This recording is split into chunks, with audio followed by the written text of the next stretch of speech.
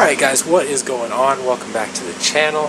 Thank you guys for sticking around for the build of this Audi S4. It has been a long process, but we are finally on the home stretch and we're almost ready to get this thing back together. So we have our supercharger here. We have the cooler cores out.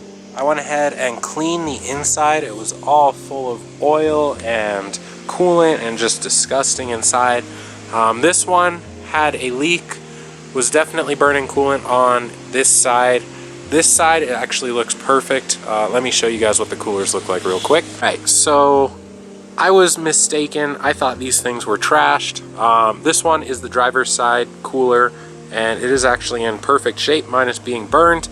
It looks very good. Straight fins all the way around. Almost looks better than the new one that we got.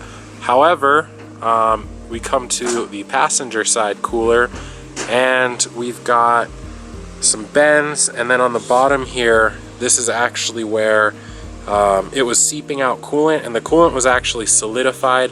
This is why I found that gelled coolant in that port, as well as where the fuel injector sits. This is where that jellied coolant was coming from. When you expose it to high temperatures and just like the right scenario, coolant actually does solidify and become rock hard. So that is what's happening right there on that part. The rest of the cooler doesn't look terrible. Little fin bends right there. And then same thing, these things are just covered in oil. So the PCV valve or whatever was letting oil just all the way in. They're coated in oil real bad, as you can see. It looks like these things were living inside of the engine, bathing in oil essentially. So this car was probably burning a ton of oil and just being a nightmare. But anyway guys, today is the day that I'm going to be installing the new cooler cores onto the supercharger. We got throttle body all cleaned up, as you can see. Everything is nice and pretty in there. We've got the throttle body spacer, that's all cleaned up. We've got our 034 Motorsports boost tap installed. I ran a boost line, so when it gets on the car, I can just have EC access and hook up what I need to hook up when I get it on the car. And like I was saying, the inside was completely just caked with oil. Sorry, it's kind of hard to see in there. But we are pretty clean now. Everything is dry. Everything is good.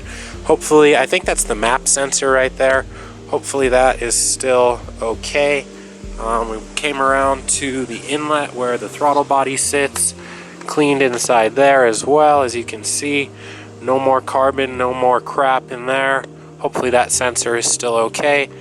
And then we also sprayed seafoam on top of the supercharger, where the blades, or whatever you want to call it, where those things meet to create the boost. And the amount of crap that came out of there was disgusting. I thought it was spinning smooth before, but now it is like, it is buttery smooth. There is no more noise that it makes. It used to make like a tiny little bit of a supercharger whine at low speeds like that, which I thought was cool. But upon cleaning it out and lubricating it, everything spins 10 times smoother, a lot easier, and it no longer whines or makes any noise, basically. You can hear a slight clunk when you go hard back and forth, but it feels so much better. So hopefully everything is good. We're going to throw those cooler cores in, and the supercharger will be ready to put back on the car. So yeah, super exciting.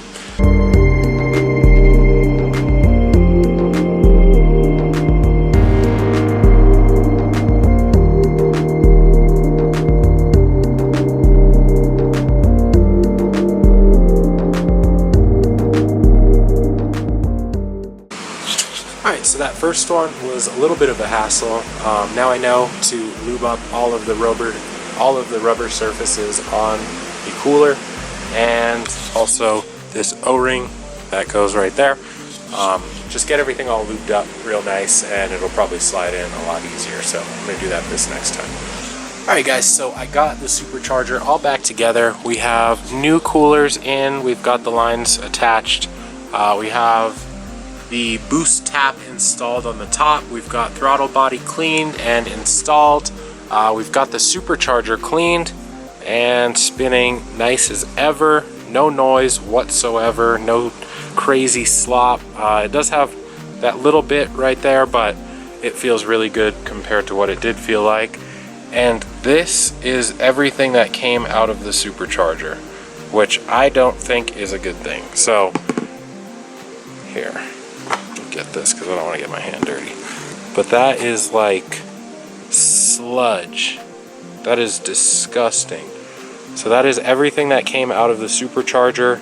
I used a lot of seafoam and then a lot of fogging oil, which is kind of like internal engine oil for when an engine sits. It's like just like a top end lubricant, so you don't mess anything up.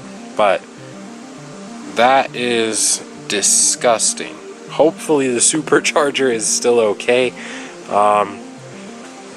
The inside of this thing was gross. It was just as bad, if not worse, than what these things look like. It was just bad.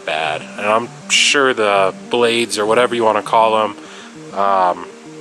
those were probably horrible as well. Obviously, to me, it seems like the PCV valve on the car had failed and it had just been breathing oil for however long. I'm surprised the valves aren't terrible, but they're probably not terrible because they were so soaked in oil that it was kind of keeping them lubed up and the carbon was not able to build up as much. However, still not good, and it caused all of this and all of this grossness. So glad we got the new coolers and all of that stuff in. The supercharger is ready to go back on. The car is nearly ready. We have the fuel rails and all of that on. The PCV valve is on. I'm just double checking to make sure I have everything that I want underneath the supercharger done before I put the supercharger on, because once it goes on, it's not hard to take off, but I don't want to take it off again. So once it's on, and we are going to be moving forward from there and not backwards, pulling it back off. So making sure everything is good while we have it off, and then we'll go ahead and install it and be good, and then we're on the home stretch. So anyway, that is going to be it for the video. I know they're getting shorter and shorter and less interesting, but the car is getting closer and closer to being done. And also, I want to know what kind of tune you guys think I should go with. I was thinking JHM, possibly. Also 034, of course. That is probably the safest, best tune for the car. And then there is also APR, and these are all stage 2 plus tunes. I know I do have to do the clutch as well, but we're going to send it to the shop to do the clutch because I'm not taking this thing back apart.